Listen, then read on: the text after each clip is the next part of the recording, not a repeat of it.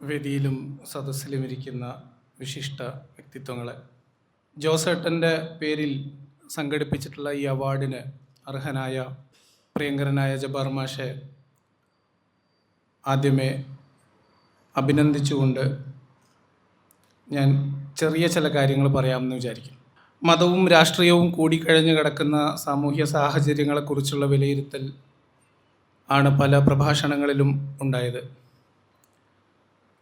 ശുഭാപ്തി വിശ്വാസം തീരെ നഷ്ടപ്പെട്ടു പോയ വാക്കുകൾ പലതും കേട്ടുകൊണ്ട് ജീവിക്കുന്ന നമുക്ക്, ഞാൻ പക്ഷേ വളരെ ശുഭാപ്തി വിശ്വാസത്തോടു കൂടിയാണ് നിൽക്കുന്നത്. കേരളം വർഗീയമായി ധ്രുവീകരിക്കപ്പെടുകയാണ് എന്ന നിരീക്ഷണത്തോട് ഞാൻ തീർത്തും വിയോജിക്കുകയാണ്. തെരഞ്ഞെടുപ്പ് ഫലങ്ങളെ മുൻനിർത്തി ജനങ്ങളുടെ മതബോധത്തെ അളക്കുന്നതിൽ ചില പോരായ്മകളുണ്ടെന്നാണ് എൻ്റെ വ്യക്തിപരമായ നിരീക്ഷണം. ചിലപ്പോൾ എൻ്റെ പരിചയക്കുറവുകൊണ്ട് സംഭവിക്കുന്നതായിരിക്കാം. അതേ സമയത്ത് മത തീവ്രവാദ ശക്തികൾ അല്ലെങ്കിൽ വർഗീയ ശക്തികൾ അവർ വലിയ രീതിയിൽ അവരുടെ ധ്രംഷ്ടകൾ പുറത്ത് കാണിക്കുന്നുണ്ട് എന്നുള്ളതും വസ്തുതയാണ്. ഞാൻ അതിലേക്ക് കുറച്ച് കാര്യങ്ങൾ ഞാൻ പറയുന്നുണ്ട്. അതിനു മുൻപ് ഞാൻ എന്തുകൊണ്ടൊരു മതവിമർശകനായി എന്ന് പറയേണ്ടതുണ്ട് എന്നെനിക്ക് തോന്നുന്നു. ഈ ഘട്ടത്തിൽ ഞാൻ വാസ്തവത്തിൽ മതത്തിനകത്ത് ശരിയായ ഒരു മതവിശ്വാസിയാവാനുള്ള ശ്രമത്തിൻ്റെ ഭാഗമായിട്ട് സ്വതന്ത്രമായ മതപഠനം തുടങ്ങിയിട്ടുള്ള ആളാണ്. ഏതെങ്കിലും യുക്തിവാദിയുടെ പ്രസംഗമോ മതവിമർശകൻ്റെ പുസ്തകമോ വായിച്ച് മതത്തിൽ സംശയം ജനിച്ചതിന് ശേഷം മതവിശ്വാസം നഷ്ടപ്പെട്ട ഒരാളല്ല.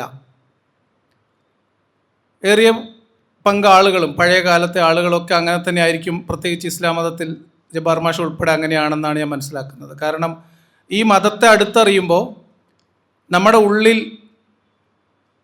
തനതായിട്ടുള്ള ചില മൂല്യബോധങ്ങൾക്ക് വിരുദ്ധമായ പല കാര്യങ്ങളും, അല്ലെങ്കിൽ നമ്മൾ ഈ സാമൂഹ്യ ജീവിതത്തിൽ ആർജിച്ചിട്ടുള്ള ധാർമ്മിക മൂല്യങ്ങൾക്ക് വിരുദ്ധമായ പല കാര്യങ്ങളും, ഇന്ന് നമുക്ക് അംഗീകരിക്കാൻ പറ്റാത്ത പല കാര്യങ്ങളും നമ്മൾ ദൈവികമെന്ന് വിശ്വസിക്കുന്ന മതത്തിൽ എങ്ങനെ കടന്നുകൂടി എന്ന സംശയത്തിൽ നിന്നാണ് വാസ്തവത്തിൽ മതപഠനം ആഴത്തിൽ നടത്താൻ ശ്രമിക്കുന്നതും അതെന്താണ് എന്ന് മനസ്സിലാക്കുകയും അതുപേക്ഷിക്കാൻ ധൈര്യം ലഭിക്കുകയും ചെയ്യുന്നത്. എന്നെ സംബന്ധിച്ച് ഞാൻ മതവിശ്വാസം ഉപേക്ഷിച്ച് അല്ലെങ്കിൽ എൻ്റെ മതവിശ്വാസം നഷ്ടപ്പെട്ടതിന് ശേഷം ഒരുപാട് കാലം എന്താണ് എനിക്ക് സംഭവിക്കുന്നത്, ഒരു മതത്തിൽ നമ്മൾ പഴുപ്പിച്ചെടുത്ത് വളർത്തിക്കൊണ്ടുവന്ന ഒരു ബാല്യ കൗമാരത്തിനപ്പുറത്തേക്ക് നമ്മളുടെ യാഥാർത്ഥ്യ ബോധവും ഈ മതവും തമ്മിലുള്ള സംഘർഷം നടക്കുമ്പോൾ ഉണ്ടാവുന്ന സ്വാഭാവികമായിട്ടുള്ള ഒരുപാട് പ്രയാസങ്ങൾക്ക് നടുവിൽ ജീവിക്കുമ്പോഴാണ് യാദൃശ്ചികമായിട്ട് ജബ്ബാർ മാഷിൻ്റെ പ്രസംഗങ്ങൾ ഒന്ന് രണ്ടെണ്ണം കേൾക്കുന്നത്, എൻ്റെ വിശ്വാസം പൂർണ്ണമായി നഷ്ടപ്പെട്ടതിന് ശേഷം. അങ്ങനെയാണ് ഒരിക്കൽ ഞാൻ താമസിക്കുന്ന സ്ഥലത്ത് നിന്ന് മാഷ്, ഞാൻ ഒരു ദിവസം വണ്ടിയിൽ ഓപ്പോസിറ്റ് പോകുന്നു, ഞാൻ ഒരു സൈഡിലോട്ട് പോകുന്നു, മാഷ് ഓപ്പോസിറ്റ് പോകുന്നു. മാഷ് കാണണം, സംസാരിക്കണം, എന്താണ് എല്ലാവർക്കും നമ്മളെപ്പോലെയുള്ള ചിന്തകൾ തന്നെയാണോ അതോ ശരിക്കും വല്ല പിശാചും നമുക്ക് വർക്ക് ചെയ്തതാണോ എന്നൊക്കെ അറിയാൻ വേണ്ടി മാഷെ കാണാൻ വേണ്ടി തീരുമാനിക്കുകയും പുറകെ കൂടി. മാഷെ കിട്ടിയില്ല, മാഷ് വേറൊരു വഴിയിലേക്ക് പോയി. അങ്ങനെയാണ് ഞാൻ ജബ്ബാർ മാഷ് ആദ്യമായിട്ട് കാണുന്നതും സംസാരിക്കുന്നതും. അപ്പം ഞാൻ എൻ്റെ മതവിശ്വാസം നഷ്ടപ്പെട്ടു എന്ന കാര്യം നാട്ടുകാർ പതിയെ അറിഞ്ഞു തുടങ്ങുന്നതൊക്കെ ഏകദേശം ഒരേ കാലത്താണ്.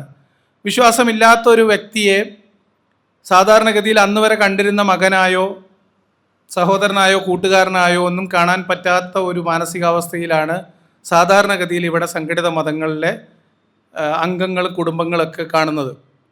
അപ്പം അതിൻ്റെ പ്രയാസങ്ങൾ ഒരു ഭാഗത്ത് ഉണ്ടായി വരുന്നു. അപ്പം ഞാൻ എന്ത് ചെയ്യണം എന്ന ഒരു ചോദ്യം എനിക്കുണ്ടായിരുന്നു. ഞാൻ ഇതിനോട് സമരസപ്പെടണോ അതോ എനിക്കെല്ലാം മനസ്സിലായി, ഞാനത് ഉള്ളിൽ ഒതുക്കി ഒരു മുനാഫിക്ക് എന്ന മത ടേമിൽ അറിയപ്പെടുന്ന രീതിയിൽ നമുക്ക് കാര്യങ്ങളൊക്കെ മനസ്സിലായല്ലോ, നമ്മൾ ഈ മതം ഇനി ഉപദ്രവിക്കാൻ പോകുന്നില്ല, നമ്മൾ ജീവിതത്തിൽ ബാധിക്കാൻ പോകുന്നില്ല, അപ്പം നമുക്കിതൊക്കെ മനസ്സിലായി, സ്വസ്ഥമായിട്ട് അഭിനയിച്ച് ജീവിക്കണോ എന്നതിനപ്പുറത്തേക്ക് എന്നെ നമ്മുടെ ഉറച്ച ബോധ്യങ്ങൾ സമൂഹത്തോട് പറയേണ്ടതുണ്ട് എന്ന് തീരുമാനമെടുക്കുന്നതിൽ നിർണായകമായിട്ടുള്ളൊരു വ്യക്തിയാണ് ജബ്ബാർ മാഷ്.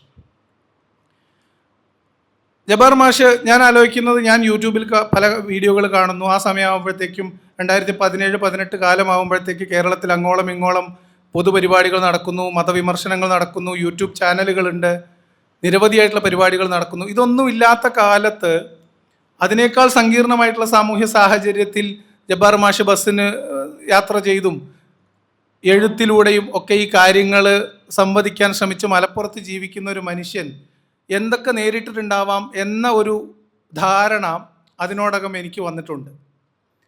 അപ്പോൾ എന്നെ സംബന്ധിച്ച് മുന്നിൽ 2 വഴികളാണ്. ഒന്നുകിൽ അതിനോട് സമരസപ്പെടുക, അതല്ലെങ്കിൽ തിരിഞ്ഞു നിന്ന് അതിനെ നേരിടുക. അതിൽ പ്രധാനമായിട്ട് ഞാൻ ചിന്തിച്ചത്, ജബ്ബാർ മാഷൊക്കെ നടത്തിക്കൊണ്ടുവരുന്ന ഒരു പ്രവർത്തനത്തിൻ്റെ തുടർച്ചയില്ലാതെ പോകുന്ന ഒരവസ്ഥ കേരളത്തിൽ ഉണ്ടായിക്കൂടാ എന്ന ഒരു തീരുമാനം ഞാൻ എടുത്തതാണ്. അതെനിക്ക് വേണ്ടിയോ മറ്റാർക്കെങ്കിലും വേണ്ടിയോ എന്നതിനപ്പുറത്തേക്ക് നമ്മളൊക്കെ പറഞ്ഞുകൊണ്ടിരിക്കുന്ന ഈ കാര്യങ്ങൾ പറയാൻ ആഗ്രഹമുള്ള ആയിരക്കണക്കിന് മനുഷ്യർ ഇപ്പോഴും വെള്ളിയാഴ്ച ജുമാക്ക് പോകുന്നുണ്ട്. നമ്മളെക്കാൾ കൂടുതൽ ഇതറിയാവുന്ന, നമ്മളെക്കാൾ കൂടുതൽ ഈ മതത്തിൻ്റെ പ്രശ്നങ്ങൾ മനസ്സിലാക്കിയിട്ടുള്ള പലരും ഇപ്പോഴും രാവിലെ ചായ കിട്ടണമെങ്കിൽ സുബഹി നിസ്കരിച്ച് വരേണ്ട ആൾക്കാരുണ്ട്.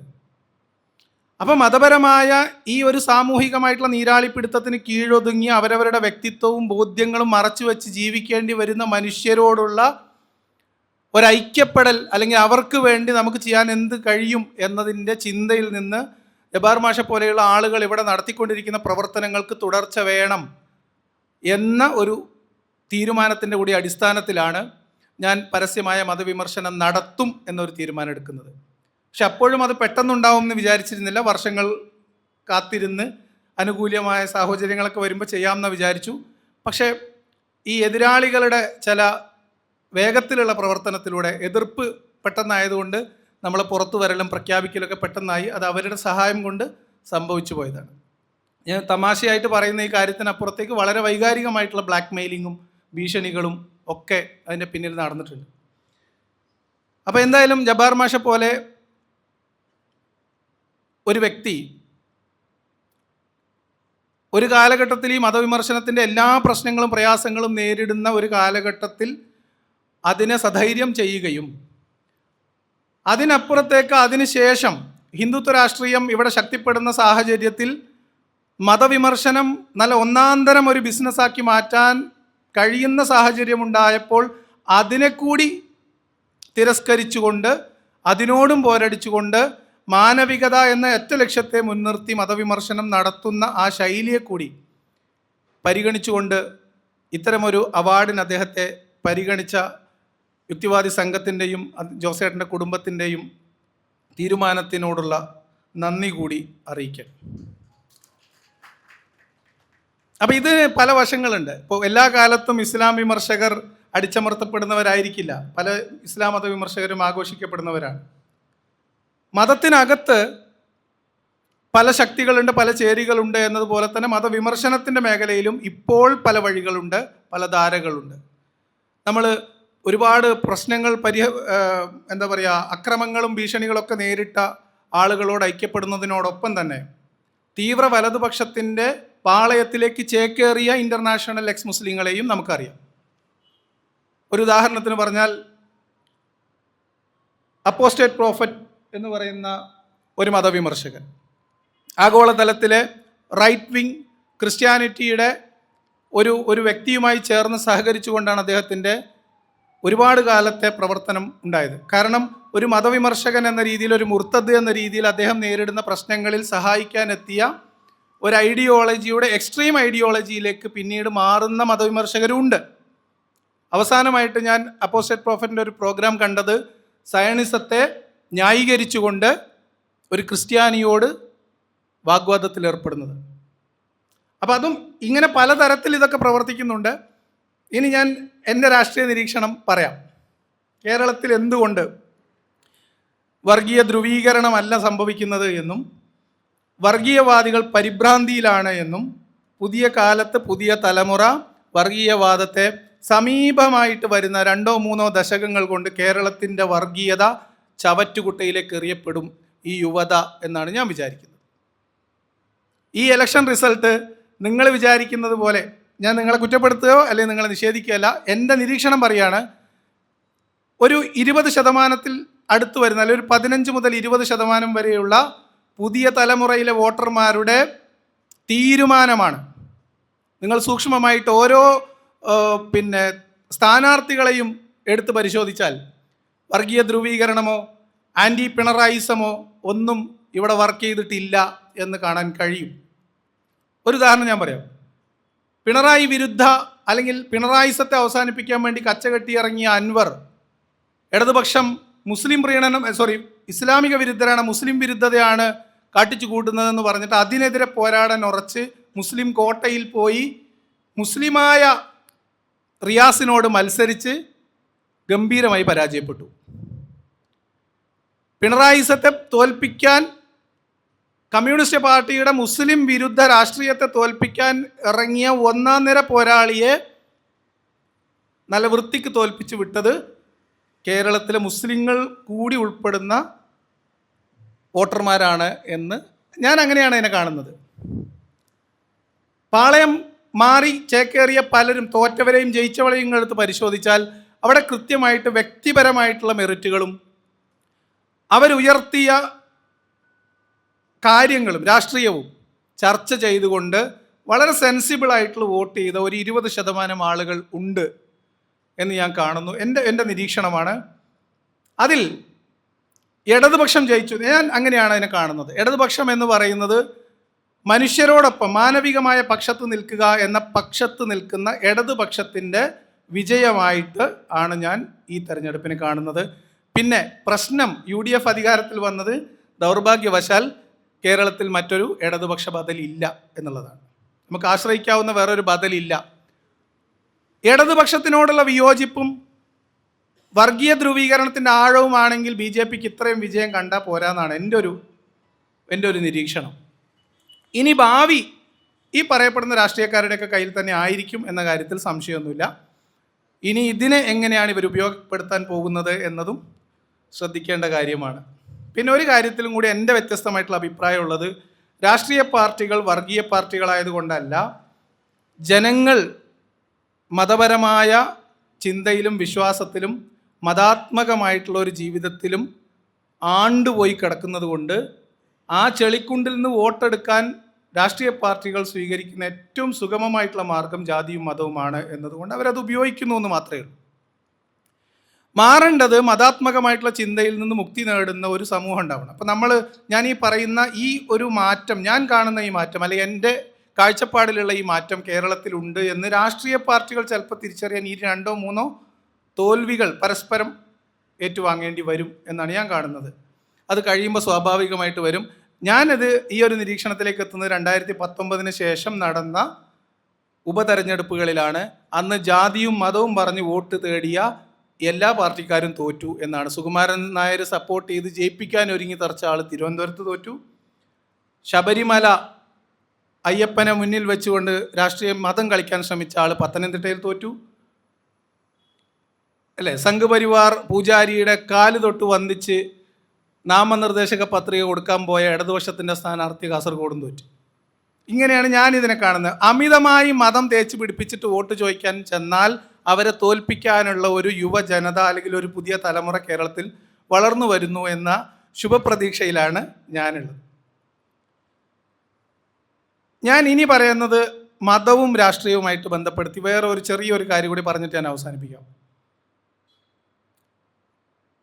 ഈ ഭൂരിപക്ഷ വർഗീയത ന്യൂനപക്ഷ വർഗീയതയുമായി ബന്ധപ്പെട്ട 2 വ്യത്യസ്ത അഭിപ്രായങ്ങൾ കേട്ടതിൽ നിന്ന് എൻ്റെ ഒരു നിരീക്ഷണം ഇതിനിടയിൽ പറയാണ്. ഇപ്പം 2 ഭാഗത്തിനും ഫണ്ട് കൊടുക്കുന്നത് ഒരു സാമ്രാജ്യത്വ വാർ എക്കോണമി എന്നായിരിക്കാം സാർ ഉദ്ദേശിച്ചെന്ന് ഞാൻ വിചാരിക്കുന്നു. അത്തരം ഒരു ഇതിനപ്പുറത്തേക്ക് ഇതിവർക്ക് ഉപയോഗിക്കാൻ പറ്റുന്നത് മതവർഗീയതയെ മനുഷ്യരെ ഈ വർഗീയമായി ധ്രുവീകരിക്കാൻ രാഷ്ട്രീയ പാർട്ടികൾക്കോ സാമ്രാജ്യത്വ ശക്തികൾ അവരുടെ ആവശ്യത്തിന് തീവ്രവാദം ഉൽപ്പാദിപ്പിച്ചുകൊണ്ട് ഉപയോഗിക്കാൻ പറ്റുന്നതിൻ്റെ പ്രധാനപ്പെട്ട കാരണം ജനങ്ങളിൽ ഉള്ള മതവിശ്വാസത്തിൽ അധിഷ്ഠിതമായിട്ടുള്ള ഒരു ചിന്താ പദ്ധതിയാണ്. അപ്പം മനുഷ്യരെ യുക്തിബോധത്തിലേക്ക് നയിക്കുക, സാധാരണ മനുഷ്യൻ്റെ വിശ്വാസത്തിൽ അവരോട് യുക്തിപരമായിട്ട് കാര്യങ്ങൾ പറഞ്ഞ് ബോധ്യപ്പെടുത്തി ആ മനുഷ്യൻ്റെ യുക്തിയെ പ്രചോദിപ്പിക്കുക എന്നത് മാത്രമാണ് ഇതിന് പരിഹാരം. രാഷ്ട്രീയമായിട്ട് ഇതിന് പരിഹാരം നേടാൻ കഴിയില്ല എന്നാണ് ഞാൻ കാണുന്നത്. ഇനി ഇവർ പരസ്പരം, ഇപ്പം നമ്മുടെ നാട്ടിലെ ന്യൂനപക്ഷ വർഗീയതയും ഭൂരിപക്ഷ വർഗീയതയും തമ്മിൽ പരസ്പരം അറിഞ്ഞുകൊണ്ട് സഹകരിക്കുന്നവരാണ് എന്നതാണ് എൻ്റെ നിഗമനം. ഞാനൊരു ഉദാഹരണം, എനിക്ക് സ്ട്രൈക്ക് ചെയ്ത ഒരു കാര്യം ഞാൻ പറയാം. ഇന്ത്യയുമായി ബന്ധപ്പെട്ട മുസ്ലിം വിഭാഗവുമായി ബന്ധപ്പെട്ട ഒരു പ്രധാനപ്പെട്ട വിഷയം ചർച്ച ചെയ്യാൻ സംഘപരിവാറിൻ്റെ ആസ്ഥാനത്തേക്ക് ക്ഷണിക്കപ്പെട്ട ആദ്യ മുസ്ലിം സംഘടന ഇന്ത്യയിലെ ജമാഅത്തെ ഇസ്ലാമി ആയിരുന്നു എന്നതിൽ എല്ലാം അടങ്ങിയിട്ടുണ്ട്. മതപരമായി അതിന് വേറൊരു ഉന്നം കൂടിയുണ്ട്. എൻ്റെ നിരീക്ഷണമാണ് പറയുന്നത്, നിങ്ങൾക്ക് വിയോജിപ്പുണ്ടാവും. ഇന്ത്യ ഒരു ഹിന്ദുരാഷ്ട്രമായി കാണണം എന്നാഗ്രഹിക്കുന്ന ഏറ്റവും പ്രധാനപ്പെട്ട ഒരു സംഘടന അത് ഇന്ത്യയിലെ ജമാഅത്തെ ഇസ്ലാമിയാണ്. ഇന്ത്യ ഹിന്ദുരാഷ്ട്രമാവണമെന്നും മുസ്ലിങ്ങൾക്ക് ഇവിടെ ജീവിക്കാൻ പറ്റാത്ത ഒരവസ്ഥയിലേക്ക് ഹിന്ദുത്വ രാഷ്ട്രീയം പിടിമുറുക്കണമെന്നും ആത്മാർത്ഥമായിട്ട് ആഗ്രഹിക്കുകയും അതിനുവേണ്ടി പണിയെടുക്കുകയും ചെയ്യുന്ന ഒന്നാമത്തെ സംഘടന ഇന്ത്യയിലെ ജമാഅത്തെ ഇസ്ലാമിയാണ്. അതെന്തുകൊണ്ട് എന്ന് നിങ്ങൾക്ക് സംശയമുണ്ടോ? ജമാഅത്തെ ഇസ്ലാമി പ്രവർത്തിക്കുന്നത് ഇഖാമത്തുദ്ദീൻ എന്ന് പറയുന്ന ഒരു സങ്കല്പത്തിലാണ്, അല്ലെങ്കിൽ ഹുക്കുമത്തെ ഇലാഹി എന്നൊക്കെ പറയും. നാട് ഭരിക്കേണ്ടത് ദൈവിക നിയമത്തിൻ്റെ അടിസ്ഥാനത്തിലാണ്. അതിന് ഈ ജമാഅത്തെ ഇസ്ലാമി എന്ന് ഞാൻ പറയുമ്പോൾ നമ്മളെ നാട്ടിലുള്ള മുജാഹിദ് പ്രസ്ഥാനങ്ങളൊക്കെ അതിൻ്റെ മറ്റൊരു രൂപത്തിൽ ഇവിടെ പ്രവർത്തിക്കുന്നുണ്ട് എന്നുള്ളത് മറക്കരുത്. ആ മുജാഹിദ് പ്രസ്ഥാനങ്ങളുടെ ഒരു രാഷ്ട്രീയ സ്വഭാവം ആണ് മുസ്ലിം ലീഗ് എന്നുള്ളത് ഞാൻ മറക്കുന്നില്ല. ആ വിമർശനവും ഞാൻ മുന്നോട്ട് വെക്കുന്നു. അതേസമയത്ത് ഇതിൻ്റെ ഉള്ളിലടങ്ങിയിരിക്കുന്ന ഇവരുടെ ആഗ്രഹം എന്ന് പറയുന്നത് എന്തുകൊണ്ടാണെന്ന് കൂടി പറഞ്ഞിട്ട് നിർത്താം. സാക്കിർ നായിക്ക് ഒരിക്കൽ പറയുന്നുണ്ട്, ഇന്ത്യ നിങ്ങൾ ഹിന്ദു രാഷ്ട്രമാക്കിക്കൊള്ളൂ. അദ്ദേഹത്തിൻ്റെ പ്രസംഗത്തിലുള്ളതാണ്, ഞാൻ കേട്ടിട്ടുണ്ട്. പ്രസംഗത്തിനിടയിൽ വെറുതെ പറഞ്ഞു പോകുന്ന ഒരു അബദ്ധമല്ല അത്. ഇന്ത്യ ഹിന്ദു രാഷ്ട്രമാകേണ്ടുന്നതിൻ്റെ സാങ്കേതികമായിട്ടുള്ള അവരുടെ ആവശ്യം, ഇസ്ലാമിക രാജ്യം സ്ഥാപിക്കാൻ ജമാഅത്തെ ഇസ്ലാമി മുന്നോട്ട് വെക്കുന്ന രീതി എന്ന് പറയുന്നത് ജിഹാദാണ്. ആ ജിഹാദിന് വേണ്ടി ഇവർ രൂപീകരിക്കപ്പെട്ടിട്ടുള്ള ഒരുപാട് സംഘടനകളുണ്ട്. അതിലേറ്റവും പ്രധാനപ്പെട്ട ഒരു സംഘടനയാണ് പോപ്പുലർ ഫ്രണ്ട്. നമ്മുടെ നാട്ടിലുള്ള പോപ്പുലർ ഫ്രണ്ട് അല്ലെങ്കിൽ NDF എന്നൊക്കെ പറയുന്നത് കൃത്യമായി ജമാഅത്തെ ഇസ്ലാമിയുടെ ബീജത്തിൽ നിന്ന് പിറവിയെടുത്തിട്ടുള്ള സാധനമാണ്. ഈ രീതിയിൽ സംഘടിതമായി സായുധമായി വിപ്ലവത്തിലൂടെ അധികാരം പിടിച്ചതിന് ശേഷം അവിടെ ഇഖാമത്തുദ്ദീൻ നടപ്പിലാക്കുക, ഭൗതികമായിട്ടുള്ള പ്രബോധന പരിപാടികളിലൂടെ ജനസമൂഹങ്ങളെ മുഴുവൻ ഇസ്ലാമികവൽക്കരിച്ചതിന് ശേഷം അവിടെ ഇസ്ലാമിക ഖിലാഫത്ത് സ്ഥാപിക്കുക എന്ന പൊതുവിലുള്ള വഹാബി ആശയത്തിന് വിരുദ്ധമായ, അതിന് കുറച്ചുകൂടി മിലിറ്റൻ്റ് ആയിട്ടുള്ള ഒരു ഓപ്പറേഷനിലൂടെ അധികാരം സ്ഥാപിച്ചതിന് ശേഷം ജനങ്ങളെ ഇസ്ലാമിക ഭരണത്തിലേക്ക് കീഴ്പ്പെടുത്തുക എന്ന തന്ത്രം അല്ലെങ്കിൽ എന്ന ആശയം പേറുന്ന സംഘടനയാണ് ജമാഅത്തെ ഇസ്ലാമി. ആ ജമാഅത്തെ ഇസ്ലാമിയെ സംബന്ധിച്ച് ഇന്ത്യ പോലെയുള്ള ഒരു ജനാധിപത്യ രാജ്യം, മതസ്വാതന്ത്ര്യം അനുവദിക്കുന്ന ഒരു രാജ്യം, അവിടെ ജിഹാദ് അവർക്ക് തുടങ്ങാൻ പറ്റുമോ ഇല്ലേ, സായുധ വിപ്ലവം അവർക്ക് എപ്പോൾ തുടങ്ങാം എന്ന കാര്യത്തിൽ ജിഹാദാണ് ചെയ്യുന്നതെങ്കിലും അവർക്ക് അതിന് കുറച്ച് ഷർത്തും ഫർളൊക്കെ ഉണ്ട്. എപ്പോഴൊക്കെ എവിടെയൊക്കെ എങ്ങനെയൊക്കെ ജിഹാദ് തുടങ്ങാം, സായുധ വിപ്ലവം എപ്പോൾ തുടങ്ങണം, എങ്ങനെ തുടങ്ങണം.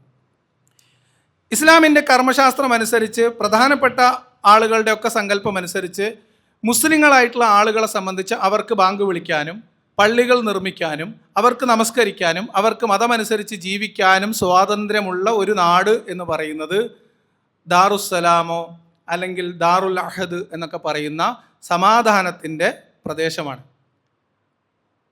ദാറുൽ ഇസ്ലാമിലും ദാറുൽ അഹദിലും അല്ലെങ്കിൽ ഇസ്ലാമികമായി ജീവിക്കാൻ തടസ്സമില്ലാത്ത പ്രദേശത്ത് അത്തരം ഭരണകൂടങ്ങൾക്കെതിരെ ജിഹാദ് അവർക്ക് തുടങ്ങാൻ ബുദ്ധിമുട്ടുണ്ട്.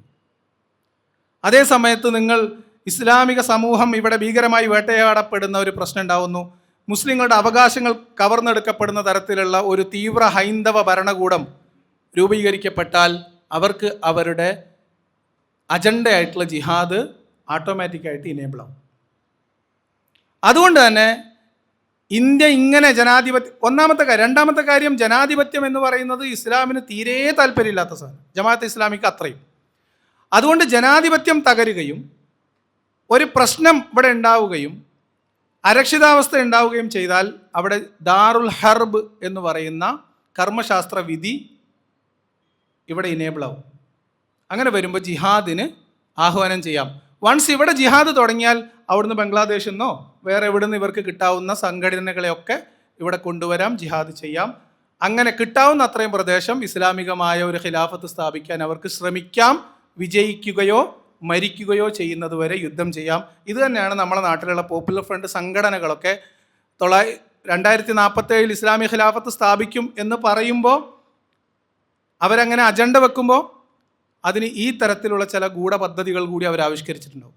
അതുകൊണ്ട് ഇസ്ലാമിനെ ഒരു അപകടകരമായ അവസ്ഥയിലേക്ക് ചൂണ്ടിക്കാണിച്ചുകൊണ്ട് ഹിന്ദുത്വ രാഷ്ട്രീയത്തിനെ പോറ്റി വളർത്താൻ വേണ്ട എന്തൊക്കെയാണോ വേണ്ടത് അതൊക്കെ അവർ കൊടുക്കും. അതിനവർ തെരുവിൽ മുദ്രാവാക്യം വിളിക്കും, അവർ ഭീകരമായിട്ടുള്ള ആക്രമണങ്ങൾ നടത്തും. അതൊക്കെ ജിഹാദിൻ്റെ ഭാഗമാണ്. പോപ്പുലർ ഫ്രണ്ടിൻ്റെ സംഘടനയിലേക്ക് ആളുകൾ ചേരുമ്പോൾ അവരെ പറഞ്ഞു പഠിപ്പിച്ചിരുന്ന ഒരു കാര്യം ഞാൻ മനസ്സിലാക്കിയിട്ടുള്ളത്, ദഅവത്തും ജിഹാദും എന്നൊരു പുസ്തകമുണ്ട്, മാഷ് വായിച്ചിരുന്നോ എന്ന് എനിക്കറിയില്ല. ദഅവത്തും ജിഹാദിൽ വിശദമായി ഈ കാര്യങ്ങൾ എഴുതിയിട്ടുണ്ട്. അത് പോപ്പുലർ ഫ്രണ്ടിൻ്റെ പഴയ രൂപമായിട്ടുള്ള NDF ഇവിടെ പ്രസിദ്ധീകരിച്ചിരുന്നതും പിന്നീട് നിരോധിച്ചതുമായിട്ടുള്ള പുസ്തകമാണ്. ആ പുസ്തകം എൻ്റെ കയ്യിൽ ഇപ്പോഴും ഉണ്ട്.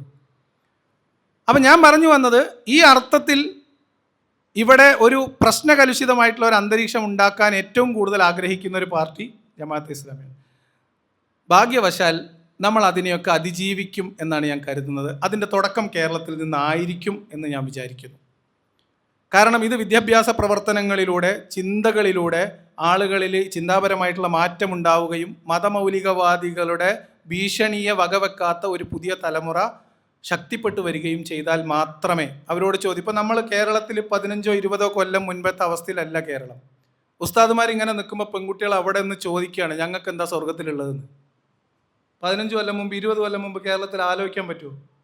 നിങ്ങൾക്ക് ഓർമ്മയുണ്ടാവും, ജസ്ല മാടശ്ശേരി തട്ടമിട്ടുകൊണ്ട് ഡാൻസ് കളിച്ചു എന്ന പേരിൽ ആ പെൺകുട്ടി അനുഭവിച്ച പ്രശ്നങ്ങളും കേരളത്തിലുണ്ടായ ചർച്ചകളും എന്താണെന്ന്.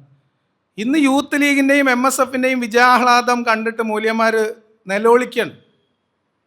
അപ്പം ഈ മാറ്റം പുതിയ തലമുറയിലുണ്ട്. അപ്പം എന്ത് സംഭവിക്കും? അകത്ത് ഈ മാറ്റം സംഭവിക്കുമ്പോൾ ഇതിനെ പൊതിഞ്ഞു പിടിക്കുന്ന ഈ മതമൗലികവാദികൾ ഉറക്കെ കരയും. ഇത് മൊത്തം പൊട്ടിത്തെറിക്കാൻ പോവാണ്, എല്ലാവരും വരണം, ഓടി വരണം, രക്ഷിക്കണം എന്ന് പറയും. ആ ബഹളവും നിലവിളിയാണ് നമ്മൾ കേൾക്കുന്നത്. കാര്യമാക്കണ്ട. നമ്മൾ കൃത്യമായിട്ടുള്ള പ്രവർത്തനങ്ങളിലൂടെ മുന്നോട്ട് പോയാൽ ഒരു 15-20 കൊല്ലം കൂടി മുന്നോട്ട് പോകുമ്പോഴത്തേക്ക് ഇപ്പോൾ തലപൊക്കുന്ന ഒരു മൂല്യന്മാരും തലപൊക്കാത്തൊരവസ്ഥ വരും. ഞാൻ പറയുന്നത് ഇപ്പോൾ മതപണ്ഡിതന്മാർ ചെയ്യുന്നൊരു കാര്യം, ഞാൻ കുറച്ച് വർഷങ്ങളായിട്ട് 2 വർഷത്തോളമായിട്ട് മുസ്ലിം പ്രഭാഷകരുടെ പ്രഭാഷണങ്ങളെ റിയാക്ട് ചെയ്യുന്ന പരിപാടിയാണ് ചെയ്യുന്നത്. അവരുടെ ശൈലിയിൽ വന്നിട്ടുള്ള മാറ്റം അത് ചെറുതൊന്നുമല്ല. ഇപ്പം ഏറ്റവും അവസാനം ഞാൻ ഇന്നലെ റിയാക്ട് ചെയ്തൊരു വീഡിയോയിൽ ഒരു മുസ്ലിയാർ പ്രസംഗിക്കുകയാണ്. ഒരു മതപണ്ഡിതൻ നടത്തുന്ന ഒരു ആതുര സേവന സ്ഥാപനത്തിൽ അദ്ദേഹം അതിൻ്റെ മേന്മകൾ പറയുന്ന കൂട്ടത്തിൽ അദ്ദേഹം പറയുന്നത്, അവിടെ ഞങ്ങൾ ഓണവും ആഘോഷിക്കാറുണ്ട്, വിഷുവും ആഘോഷിക്കാറുണ്ട്, ദീപാവലി ആഘോഷിക്കാറുണ്ട്. ഒരു മതപണ്ഡിതൻ നടത്തുന്ന ആതുര സേവന സ്ഥാപനത്തിൽ മതപരമായിട്ട് അങ്ങനെ ചെയ്യാൻ പറ്റുമോ? ഓണത്തിന് ഭക്ഷണം കഴിക്കാൻ പറ്റുമോ ഇല്ലേ എന്ന് ചർച്ച ചെയ്തുകൊണ്ടിരിക്കുന്ന കേരളത്തിൻ്റെ ഇടയിൽ നിന്നാണ് ഇത്തരം മതസ്ഥാപനങ്ങൾ ഉയർന്നു വരുന്നതെങ്കിൽ അവർക്ക് കാര്യം മനസ്സിലായി തുടങ്ങിയിട്ടുണ്ട്.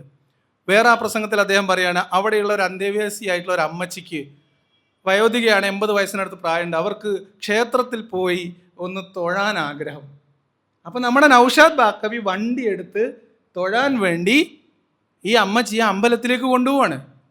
ഞാൻ ഇന്നലെ മതപണ്ഡിതന്മാരോട് ചോദിച്ചിട്ടുണ്ട്, ഇത് ഷിർക്കാണോ തൗഹീദാണോ? ഷിർക്കാണല്ലോ ഏറ്റവും വലിയ പ്രശ്നം. 10 കൊല്ലം മുമ്പ് നമ്മൾ ചർച്ച ചെയ്ത പ്രസംഗം എന്താ?